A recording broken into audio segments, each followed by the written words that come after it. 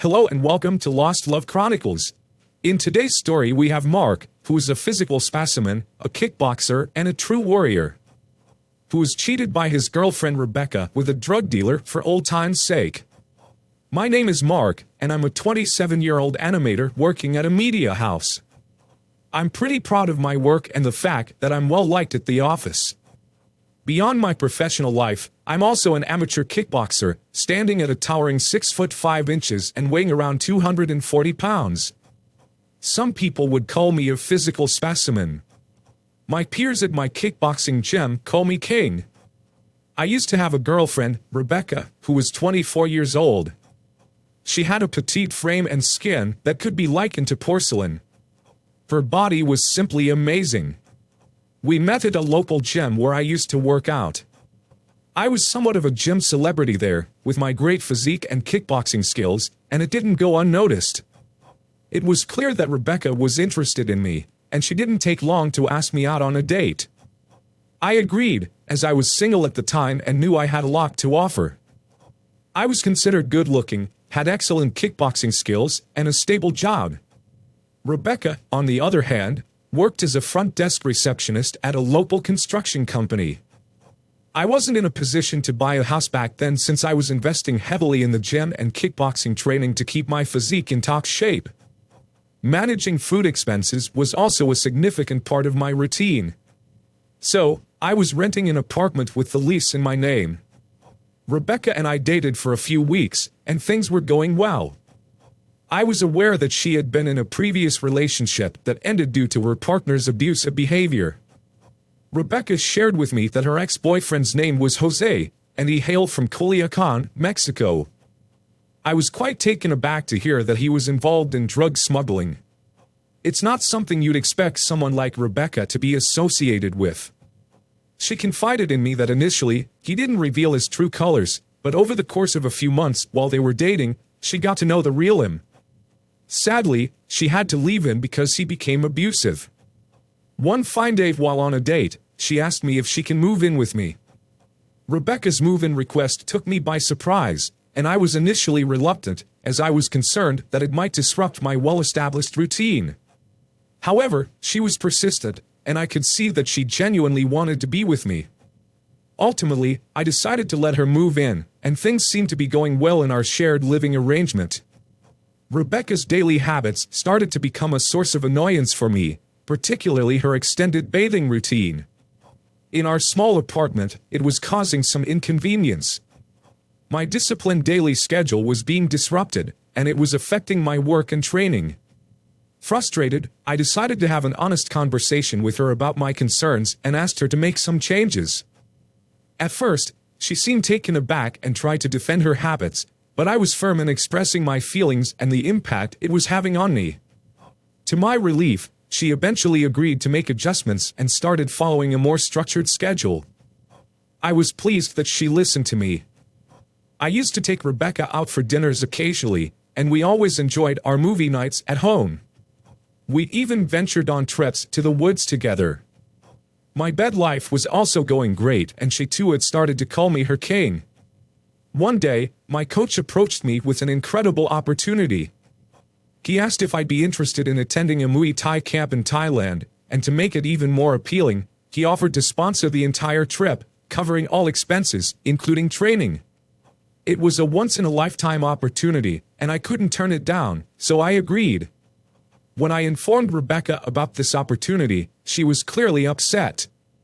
I had to clarify that the trip was strictly for training, not for sightseeing, which seemed to be a point of concern for her. It was a tough decision, as I understood her feelings, but this was a significant chance to further my kickboxing skills. I went to Thailand and trained for 4 weeks. I had a fight at a local stadium and won by TKO. It was a great experience. I decided not to inform Rebecca about my return, keeping it a surprise. When I returned home, I noticed that my place was in disarray. There were dirty clothes strewn about on the bed, a towel that was still wet, and cigarette butts on the floor. I had no idea that Rebecca smoked. While cleaning up, I realized that the smell was different. It was marijuana. I was taken aback. To my surprise, I discovered even more shocking things in the bathroom. There was a large toy and used rubber present, which left me feeling quite bewildered and concerned. Inside my closet, I came across a black leather jacket that clearly didn't belong to me, and it filled me with anger.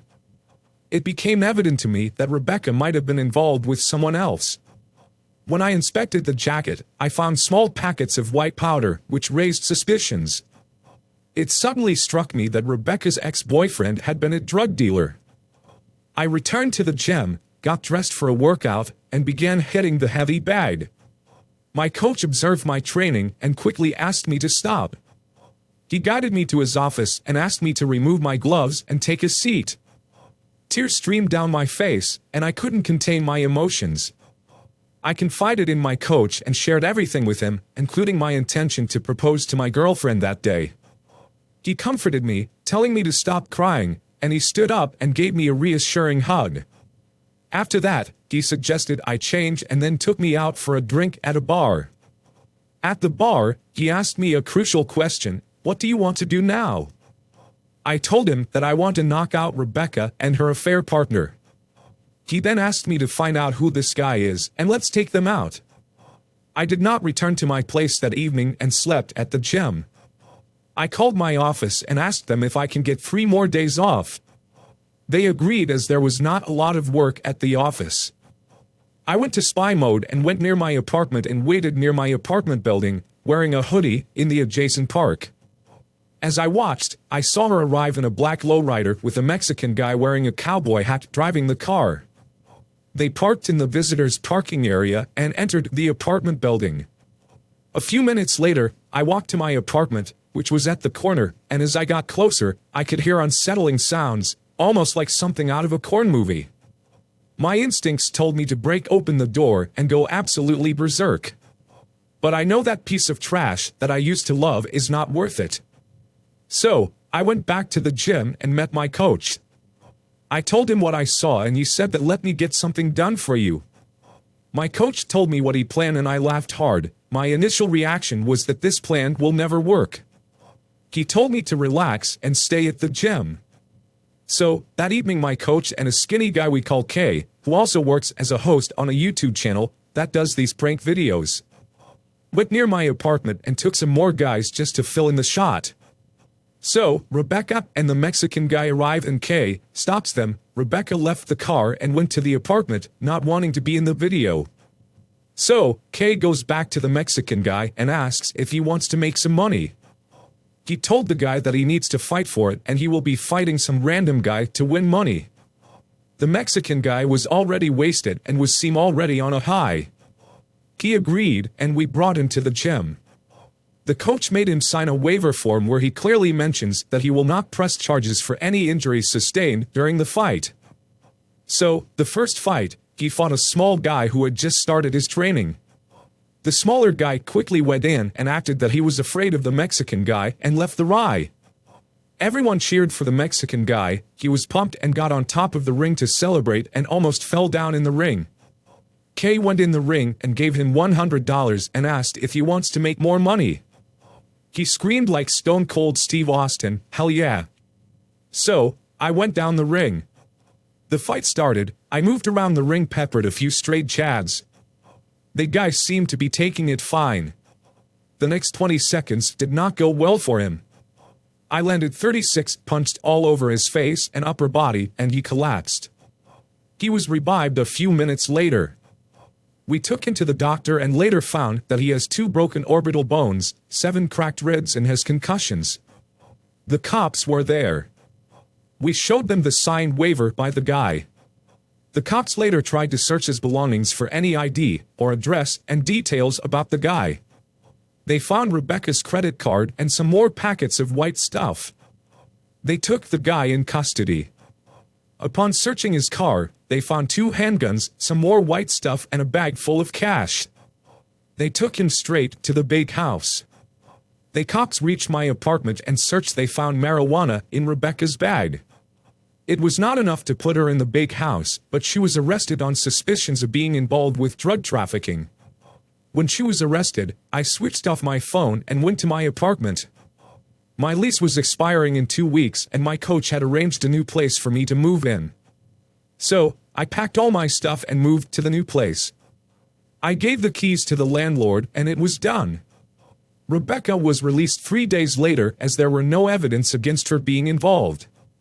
She returned to the apartment and found that there was a different couple living there. She was livid and even tried to break in. The couple then threatened to call the cops and she ran off. She knew where I used to train and she barged in when I was training. I was in the ring and she jumped in the ring and tried to take a swing at me. She was stopped by some guys and pinned down on the mat. She then started crying and asked to let her go. So, the guys let her go and she stood up. I gave her a questioning look. She said that she was lonely and just wanted to have some fun, so she wanted to get some weed. She said that one thing led to another and the Mexican guy was in bed with her. It was not her fault, the Mexican guy's sweet talked her into it. I said that women who get sweet talked into bed or lose character and don't deserve a man like me. She said that it should not be a big deal as she has slept with him before our relationship. I was shocked and thought if she has lost her mind and if she is even aware of what she is saying. She said that since the guy knows her body it was okay for him to be with her again. She said it was for old time's sake. She just wanted to feel nostalgic. I did not speak and just waved her off. She kept crying and said, "You are my king, why are you leaving me?" I told her I am a king, I don't share my kingdom. She got the message and left crying. We did not call the cops and it was not needed as everything was being recorded in the gym. Rebecca chose to be an easy picking for a dirty man. I am a king and I am not available easily. Rebecca got away from the cops, but being involved with a drug dealer did tarnish her image. She lost her job and her family did not take her in. A few months later some guys at the gym told me that she is now on OnlyFans and shows off some great angles working out. My coach overheard the conversation and stopped us all and made us do push-ups as a punishment. Even when she is out of my life, her name gets me into pain. But I know I will drive this pain into my strength. And one day I will be a king of the ring. Dear listener, if you have reached this far, please click on the subscribe button. It will be a great help.